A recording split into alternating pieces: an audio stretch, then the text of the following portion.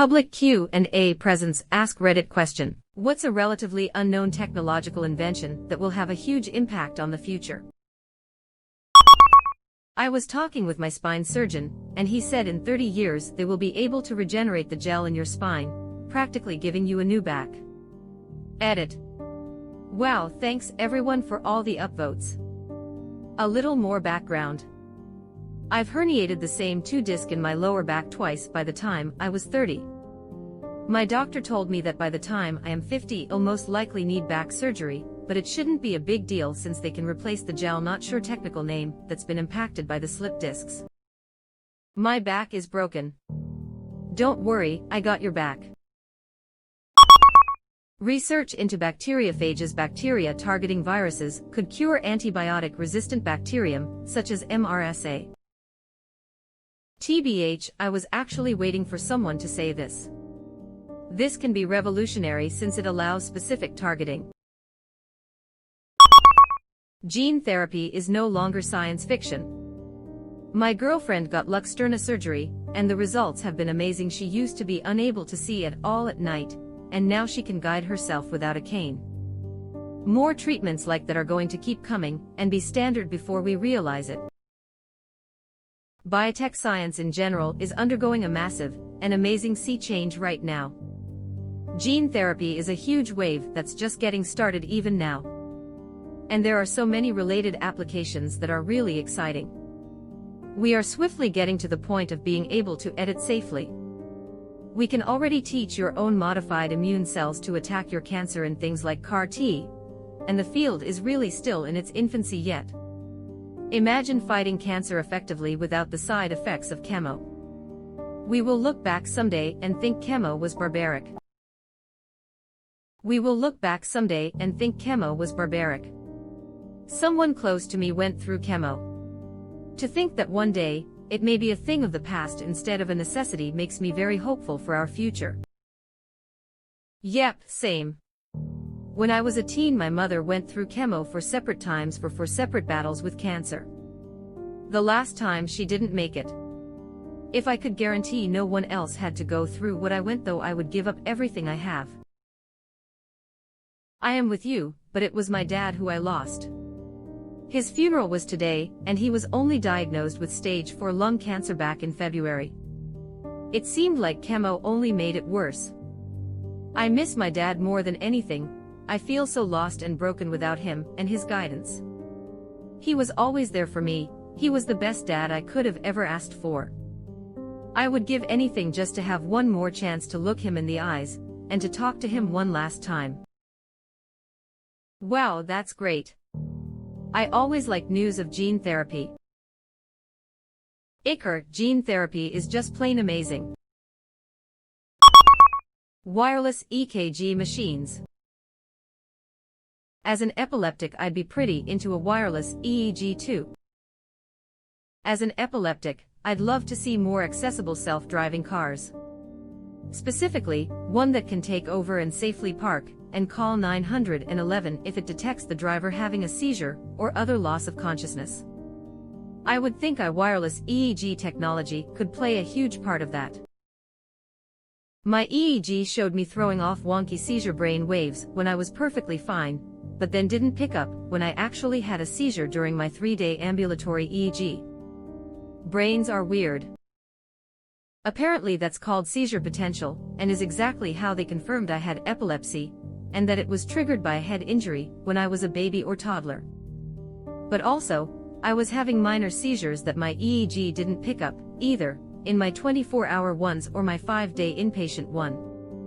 It didn't catch my reaction to a very specific strobe speed or pattern either, which is unfortunate because I know I am reactive to a certain kind of strobing, but because I tend not to be able to remember very well after. I don't know what type to be avoiding or covering my eyes for, or being warned about. Mine required me to hit the button and mark when I thought I was having a seizure or felt one coming on, which is probably both for the purposes of marking where a seizure might be more clearly, and for marking it in case it's not a seizure but something else so that they can examine it more closely. I think it's possible that many seizures, depending on type, may not show changes above our seizure potential, but if it was a tonic-clonic seizure, I am fascinated. Yeah, that's a great idea, Doesn't have to be fully self-driving that way, just enough to pull over and park. My dumbass thought you meant a battery-powered. I was like, we have those, I even use them. Then I realized you meant the wires to the patient, haha. If I didn't have to untangle them, or moan about Jill leaving them tangled again, I would be happy.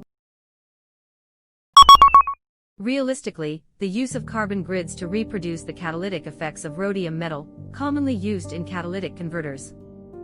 Rhodium metal is currently trading at $13,000, or Oz after a huge spike due to worldwide emissions restrictions that took effect in 2020. Long story short, there is only 2 places on Earth to effectively find the stuff, and it is going to run out, well before fossil fuels and other important building materials do. Replacing rhodium with carbon in catalytic purposes would save global manufacturers hundreds of billions a year, and make many consumer goods much more affordable. Edit.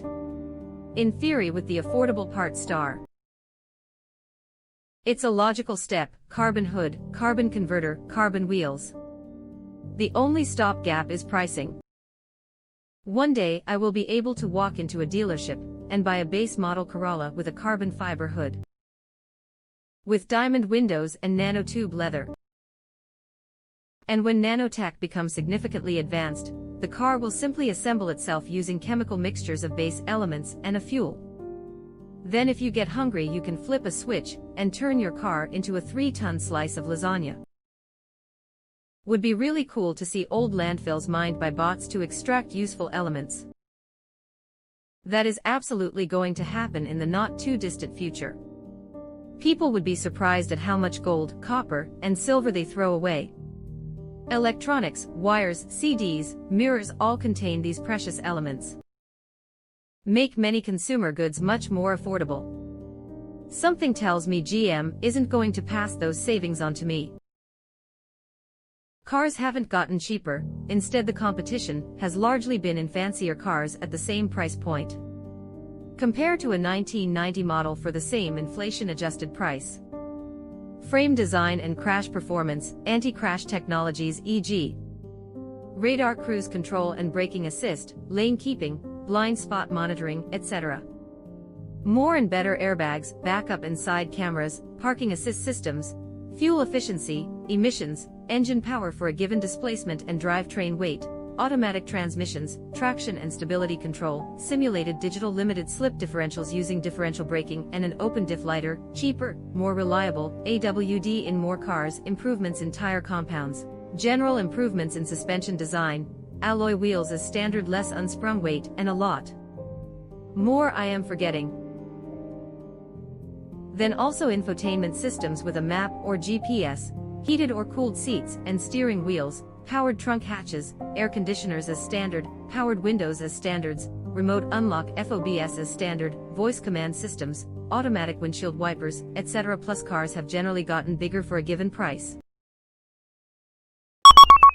Lithium-sulfur batteries are in development right now that could make battery storage much cheaper than current lithium-ion and lithium polymer batteries. Lower cost batteries mean more people can afford to use them, and that's more internal combustion engines, replaced with electric motors. While I am at it, battery recycling.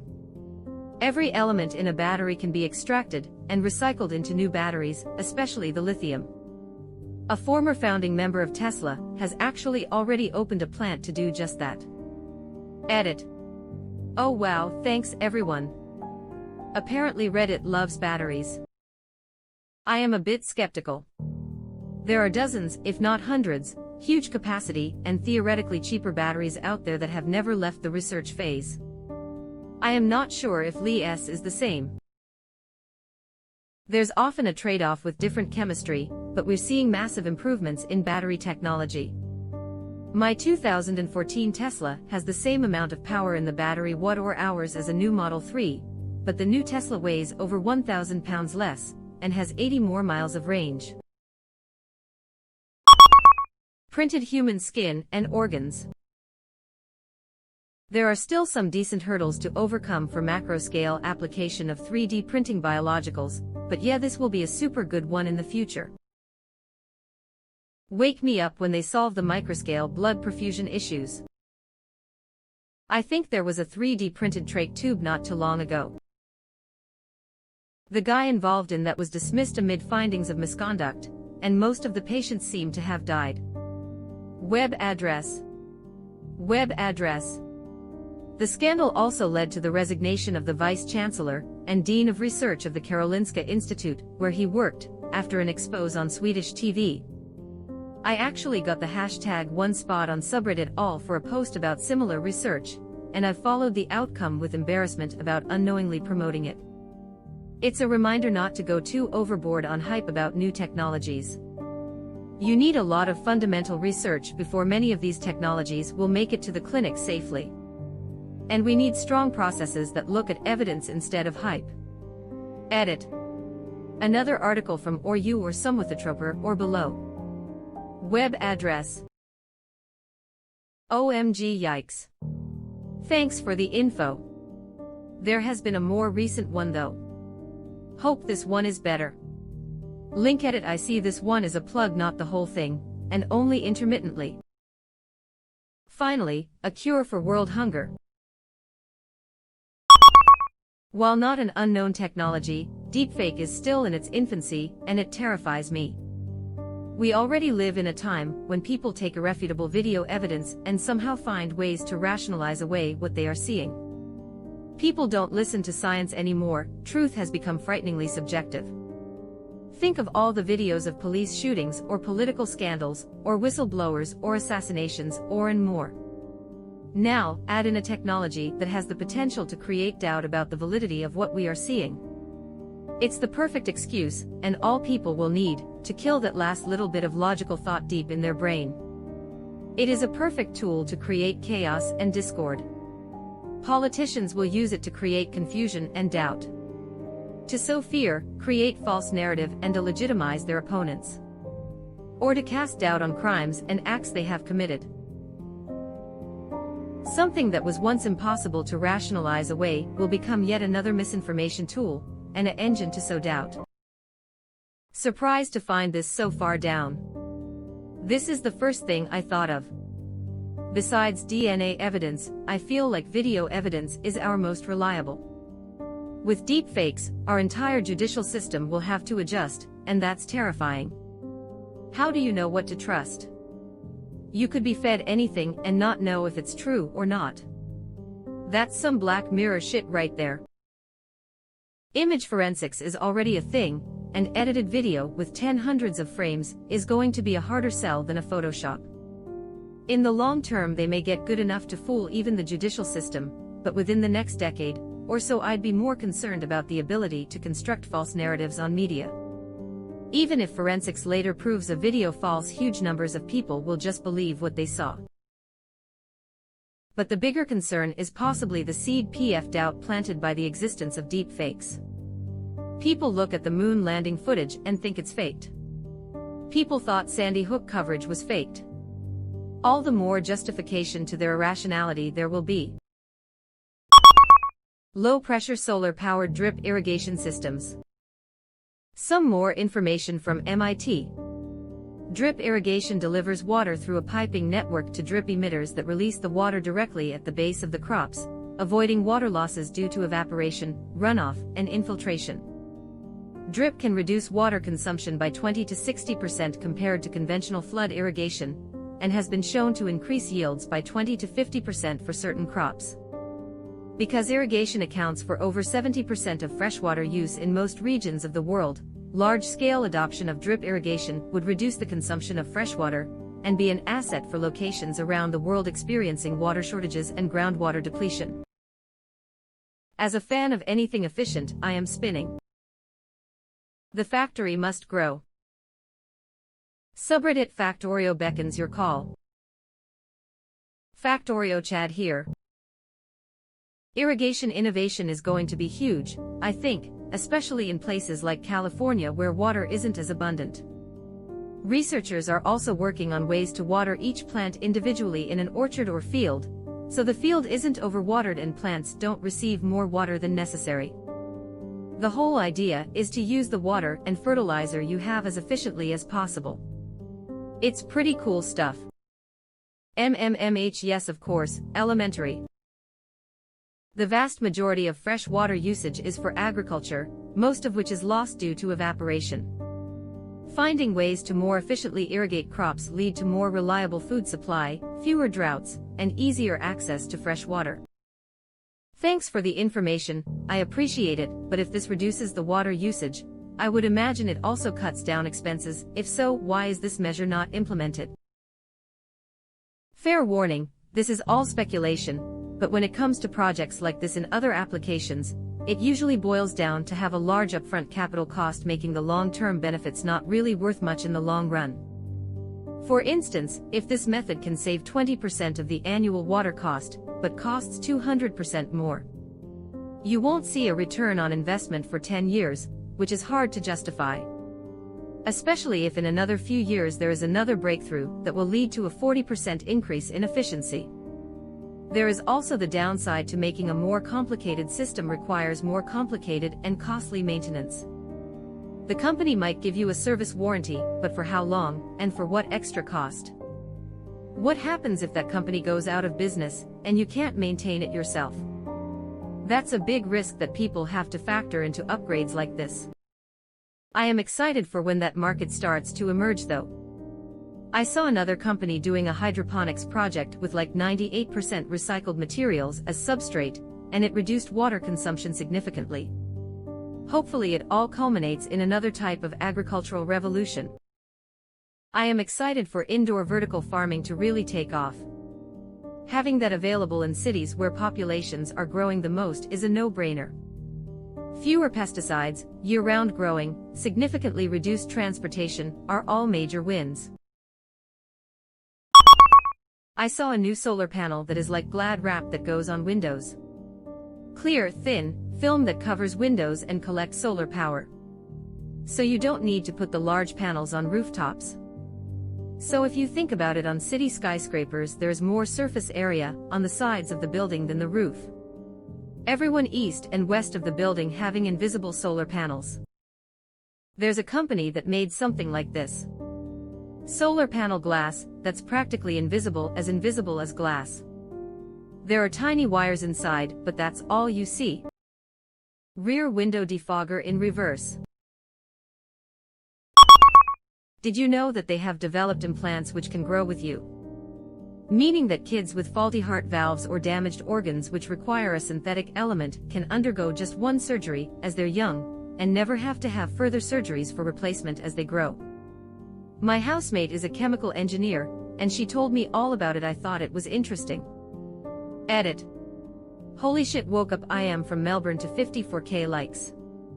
Glad you all found it interesting.